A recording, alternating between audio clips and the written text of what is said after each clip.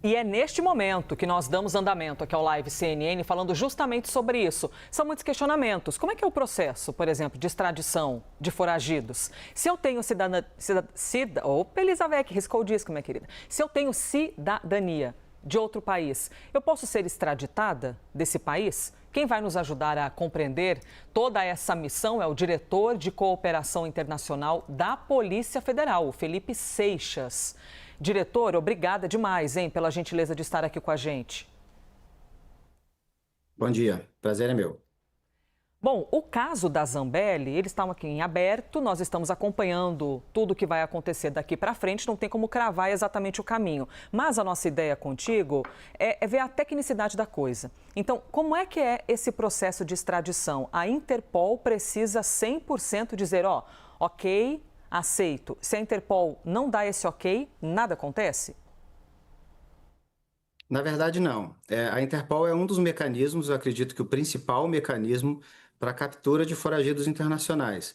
Quando a instituição foi criada há mais de 100 anos, a gênese dela foi justamente para a captura de foragidos. Hoje ela oferece uma série de outros serviços, é a principal ferramenta de cooperação policial. Ela tem 196 países associados, mas a extradição independe da difusão vermelha da Interpol. Ela é muito importante porque, de fato, alerta todos os países do mundo de que possivelmente há um foragido de um determinado país. Então, facilita encontrar essa pessoa que está foragida. Mas a extradição ela pode ser feita de uma forma bilateral à medida em que se tem conhecimento de onde a pessoa foragida está. Jonas Maia, quem viabilizou essa conversa aqui para a gente, é quem vai lhe fazer uma pergunta agora. Diretor, Jonas, por favor. Oi, Elisa, bom dia a todo mundo que está acompanhando a gente também. Diretor, bom dia, obrigado por estar conosco. Uma dúvida prática, porque a Interpol tem 71 brasileiros como foragidos internacionais, sendo 6 mulheres. Na prática, quando um foragido entra na lista da Interpol, o que acontece no nome dessa pessoa? Se ela pode ser presa em qualquer país, fora do Brasil, ou depende de um outro requisito, de uma integração entre as polícias? Como é que é na prática a prisão após a inclusão do nome na lista da Interpol? Isso varia muito de país para país. Tem países que só com base na difusão já efetua a prisão, e outros países como o Brasil, que a partir do momento em que esse foragido é localizado, é necessário uma ordem judicial. Então, no Brasil, a Polícia Federal sempre representa uma prisão para fins de extradição junto ao Supremo Tribunal, e só com base na ordem judicial é que nós podemos efetuar a prisão. Então, isso varia bastante de país para país. Há países que têm mecanismos mais avançados de controle de foragidos, que conseguem cruzar melhor os dados da Interpol, as bases de dados da Interpol com as suas próprias bases de dados, e outros países que não têm essa capacidade tão desenvolvida.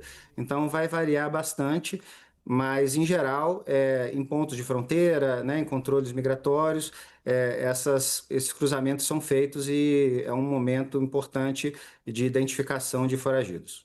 Seguimos aqui compreendendo esse rito no que diz respeito à Interpol, foragidos, lembrando que, apesar de nós estarmos aqui inspirados pelo que está ocorrendo com o caso de Carla Zambelli, ainda é algo em aberto para a gente ver quais são os próximos passos. A nossa missão é compreender a tecnicidade da coisa, tá? Basília Rodrigues.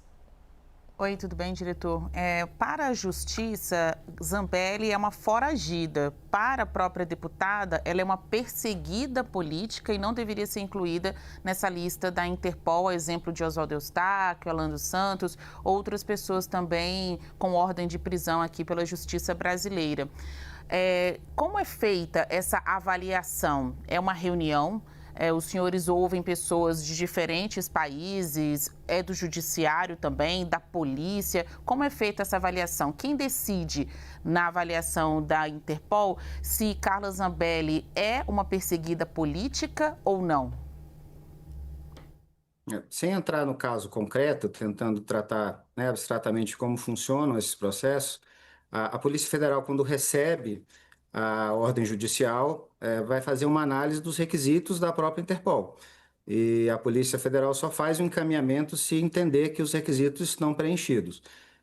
Depois, o processo vai para Lyon e há uma análise técnica e uma série de consultas e verificação dos mesmos requisitos. O requisito político é um deles, e a Interpol vai fazer essa análise, mas de uma maneira bastante técnica e vai decidir se publica ou não essa difusão vermelha. Isabel Mega, a próxima a perguntar. Isabel.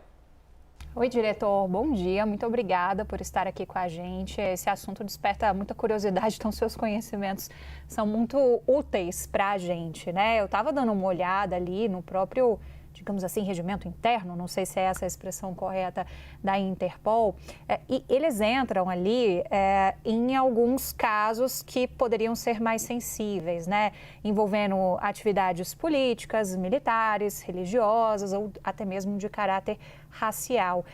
Como é que se dá a avaliação disso e a equiparação também? Qual é o peso de entender o crime que está sendo imputado? Por que em outros casos, como a gente citou dos blogueiros bolsonaristas, eles ficaram de fora da lista e simplesmente não houve resposta? A não resposta nesse caso também é uma resposta. E só para emendar, hoje a gente tem um brasileiro também na chefia da Interpol. O senhor está falando de uma análise técnica, mas isso pode ter, de alguma forma, influência nesses casos? Eu entendo que não. O Dr. Kisa, que nos representa hoje na Interpol, é um profissional altamente qualificado e nós temos altíssimas expectativas quanto à gestão dele, mas os casos concretos eles vão ser analisados pela estrutura vigente da Interpol e, como eu falei, de uma maneira técnica. Mais uma vez, sem entrar em casos concretos, a Interpol ela tem uma preocupação de não se tornar instrumento de quaisquer tipos de perseguição. Então, ela acaba sendo bastante cautelosa ao analisar esses casos e evita fazer difusões quando há qualquer suspeita de caso de político, racial, militar, como você comentou. Então, basicamente, esse é o cenário. A Interpol ela preza por essa cautela para não se tornar um instrumento de eventual perseguição. Muito importante essa pergunta, hein? A nossa compreensão, porque de fato é um brasileiro presidindo a Interpol. Pedro Duran, por favor. Obrigado, Elisa. Bom dia a todos. Delegado, obrigado pela conversa aqui com a gente. Eu queria perguntar especificamente sobre um passo antes da prisão, que é a investigação do paradeiro. Quem faz a investigação do paradeiro de uma pessoa que está na lista da Interpol ou que está sendo procurada? É a Polícia Federal? A Interpol tem inteligência e equipe para fazer isso? O Brasil conta com o apoio de outros países como Estados Unidos e Itália, que poderiam também usar a sua estrutura nacional para investigar o paradeiro de pessoas foragidas. Como é que funciona isso na prática? Eu vou tentar explicar o caso do Brasil com relação aos foragidos da Justiça brasileira. Nós temos aqui na Diretoria de Cooperação Internacional uma unidade que faz uma busca ativa desses foragidos para tentar encontrar algum indício de onde esses foragidos podem se encontrar. A partir do momento em que há esse indício, nós tentamos uma cooperação bilateral com esse país. Hoje nós temos a presença de adidos policiais em 22 países, então uma presença significativa e que facilita bastante essa cooperação policial. E onde não há adidâncias, aí nós temos a cooperação via Interpol mesmo, é a forma mais comum. Além disso, há controles que os países fazem de uma forma automática e natural desses foragidos. O próprio Brasil faz essa investigação em relação a foragidos internacionais que possam estar em território brasileiro. Então, nós temos essa busca ativa aqui no Brasil e também temos mecanismos automatizados para tentar encontrar esses foragidos. Clarissa Oliveira, também para lhe fazer uma pergunta. Eu estou adorando que está dando tempo de todo mundo perguntar aqui, porque é entrevistado com muita informação boa, viu, diretor? A gente quer aqui conseguir absorver de tudo. Clarissa? Bom dia, diretor. Obrigada pela entrevista aqui ao Live CNN. Eu gostaria de olhar um pouquinho para frente, imaginando que a Interpol decida acatar aí um pedido para incluir o nome de Carla Zambelli nessa lista. Uma vez incluída nessa relação, é fácil sair?